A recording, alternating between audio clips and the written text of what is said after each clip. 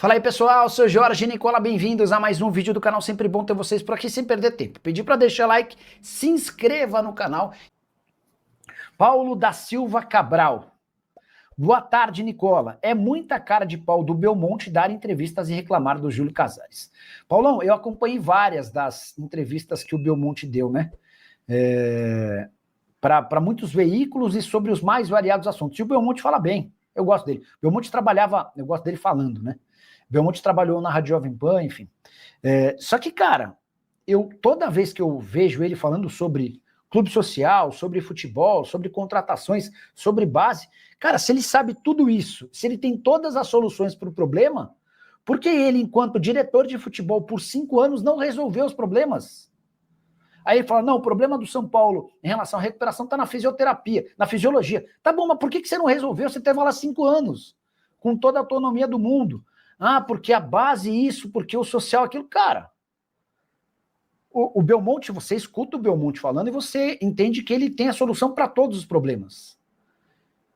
Por que que, enquanto diretor de futebol do São Paulo, a peça mais importante dentro do organograma tricolor, por que que ele não resolveu os problemas? Se alguém puder me ajudar a entender, eu agradeço, tá? Se o Corinthians aumentar seu Master, o São Paulo aumenta pela cláusula do radar. Boa lembrança, né, Tomás? O São Paulo fez um acordo com a Superbet de que o reajuste do São Paulo em 2027 vai se dar pela média dos patrocínios do Palmeiras, do Corinthians e do Flamengo. Então o reajuste do Flamengo já ajudou pra caramba. Se o Corinthians tiver também um belo reajuste, isso vai ajudar o São Paulo nessa renegociação com a Betano em 2027, tá? Torcida do torcedor de São Paulo tem que ser para que existam aumentos nos 3, e aí o São Paulo se beneficia pela média dos clubes. O Tomás Silva Nicola, o blog do São Paulo, trouxe que o São Paulo tem uma reunião marcada para discutir sobre o potencial construtivo do Morumbi. Sabe algo sobre isso? Ô Tomás, ontem, vocês, não sei se foi você, mas ontem algum de vocês me perguntou, pô Nicola, se o Vasco tem potencial construtivo no Morumbi, por que que o São Paulo não tem? E eu mandei mensagem para uma pessoa de São Paulo e a pessoa falou, não, o São Paulo tem direito sim ao potencial construtivo. E essa é uma coisa que a gente ainda está elaborando aqui dentro. Depois até vou dar uma lida na matéria para entender e argumentar com o pessoal de São Paulo como é que isso pode funcionar, tá bom? Paulo Azeredo, Nicola, acha que essa história do fundo no São Paulo pode ter o dedo do Diego Fernandes? Ou do Marinacci? Ou apenas uma cortina de fumaça? Vamos lá, só para quem não entendeu do que o Paulo está falando, ontem o pessoal do UOL assinou uma matéria afirmando que o São Paulo negocia com o fundo da Galápagos, com a Galápagos, a criação de um fundo que pretende captar até 200 milhões de reais no mercado e essa grana seria utilizada apenas e exclusivamente na contratação de atletas para o time profissional. Não faz muito sentido ter o Diego Fernandes por trás dessa história, apesar de o Diego estar louco para aparecer às custas do São Paulo, porque o Diego não tem entrada nenhuma com a Galápagos, tá? A relação do Diego com a Galápagos é zero. Quem tem relação com a Galápagos é a atual diretoria.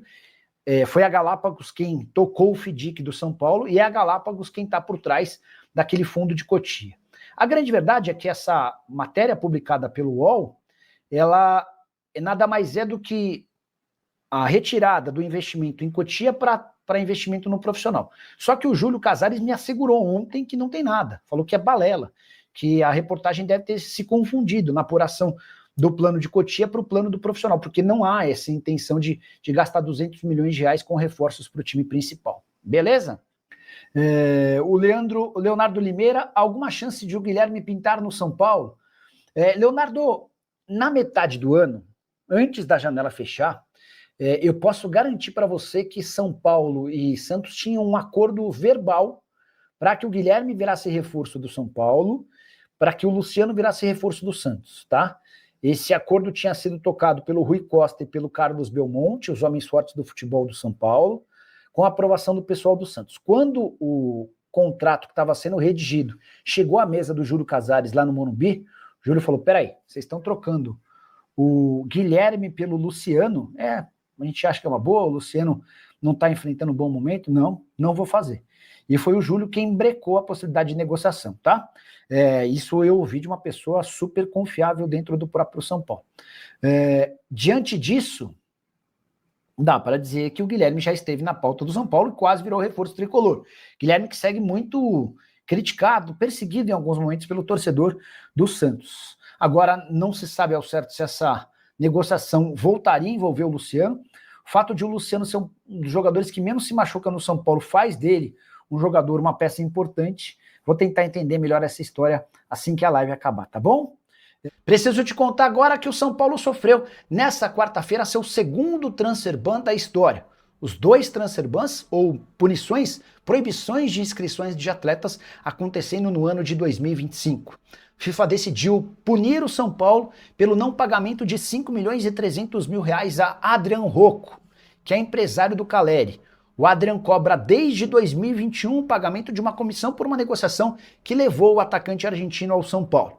Tricolor alega que não fez o pagamento por discordar, divergir dos valores cobrados pelo empresário. Mas, diante dessa condenação que se transformou numa proibição de inscrição de atletas, o São Paulo promete juntar esse dinheiro e fazer a quitação dos 5.300.000 reais ainda nessa semana.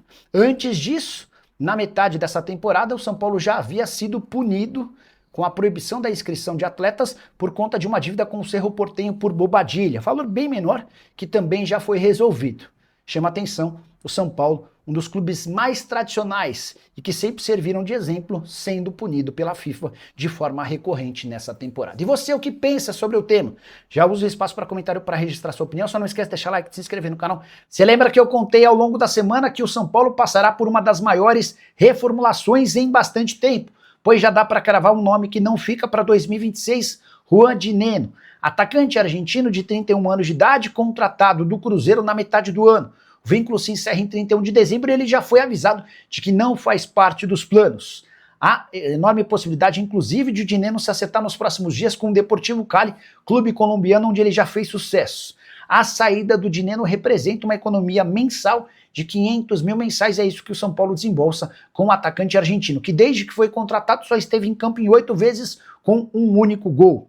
Ele nem foi relacionado para as últimas partidas desde 5 de outubro, inclusive as 2 vezes em que foi relacionado pela última vez, nem sequer saiu do banco de reservas, partidas contra Fortaleza e Palmeiras. Para completar o noticiário tricolor, registrar que para o jogo dessa quarta-feira contra o Internacional na Vila Belmiro, São Paulo conta com os retornos de Luciano e Ferreira, recuperados de lesão, e com as voltas também do goleiro Rafael e do zagueiro Sabino, que cumpriram suspensão. Arboleda ainda é dúvida, ele se recupera de um problema no músculo adutor da coxa. Que história é essa de que o São Paulo pode ter 200 milhões de reais para gastar em reforços para a próxima temporada? O pessoal do UOL publicou nas últimas horas que São Paulo e Galápagos negociam a criação de um fundo que busca arrecadar 200 milhões de reais. Essa grana seria investida de forma exclusiva na contratação de atletas. E os cotistas teriam como retorno percentual da venda futura de jogadores contratados nesse modelo.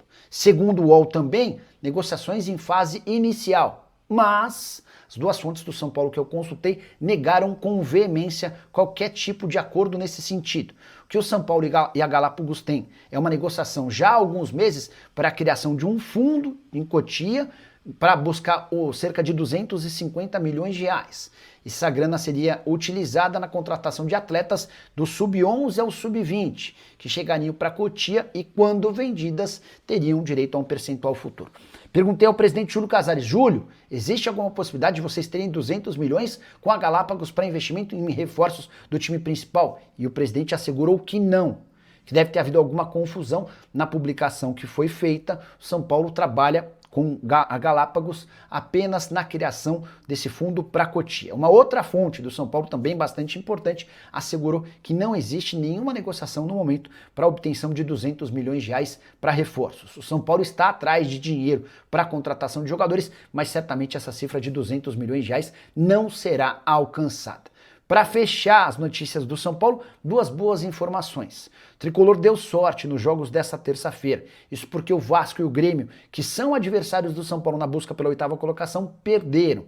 Para completar, o Corinthians enfrenta o Fortaleza no Castelão, no Ceará, com o time misto, com vários reservas. Diante desse cenário, uma vitória do São Paulo contra o Internacional nessa noite de quarta-feira, na Vila Belmiro, pode deixar o Tricolor bem perto da 8ª colocação, que no futuro não tão distante pode assegurar vaga na pré-Libertadores. Isso acontecerá se o campeão da Copa do Brasil for o Cruzeiro ou o Fluminense. E você, torcedor, que me acompanha por aqui, o que você tem para comentar? Já usa o espaço para comentar e registra a sua opinião. Só não esquece de deixar like, de se inscrever no canal. Hora de te atualizar sobre o São Paulo, que descartou a contratação de lateral direito. Muitos torcedores do São Paulo entendem essa como uma posição extremamente carente. Até porque faz bastante tempo que o São Paulo não tem um jogador para essa posição confiável. Por que que o São Paulo decidiu não ir ao mercado atrás de lateral direito? Primeiro, porque não há dinheiro. Depois, porque há vários jogadores formados na base em Cotia que garantem enorme expectativa. Um deles, inclusive, já está no time principal e tem brigado com o Cédric pela posição de titular, eu me refiro a Mike. Há outros 4 de Cotia que estão sendo trabalhados para ganhar em tal posição. São eles Igor Felisberto, Lucian, Guilherme Brito e Ângelo, esse último titular absoluto da seleção brasileira que disputou recentemente a Copa do Mundo Sub-17 e terminou na 4ª colocação. O Ângelo é aquele mesmo que foi vendido para o Strasbourg, da França. Ele só se muda para a França a partir de janeiro de 2027, ou seja, ainda tem toda a temporada de 2026 para eventualmente ser utilizado no time principal. Mas o que eu percebi é que dificilmente o Ângelo terá oportunidades. Primeiro e principalmente porque já está vendido. Depois, porque aposta-se muito no Mike e também no Igor Felisberto, embora também tenha ouvido muitos elogios ao Lucian e ao Guilherme Brito.